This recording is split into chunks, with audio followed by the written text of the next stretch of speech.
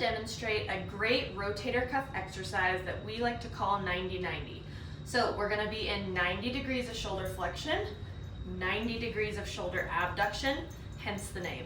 This is a very open chain position for us, and it's very unstable. So we want to make sure that our rotator cuff can fire appropriately in this position.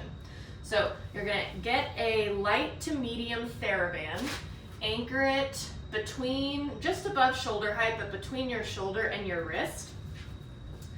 You're going to get in that 90-90 position, so 90 degrees shoulder flexion, 90 degrees abduction. To work our external rotators, which is on our back posterior rotator cuff, we're going to start with our wrist towards the door, and then really focusing on pivoting in that glenohumeral axis. You're going to use your posterior rotator cuff back in here to pull that arm up and back down. Pull it up and back down.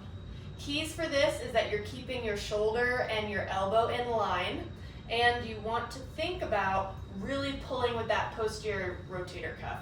If you are doing this exercise and you feel it more in your deltoid than you do back in here, it's too much resistance and you're overloading your rotator cuff and your deltoid is just doing all the work. So you want to make sure this is a very isolated and specific exercise.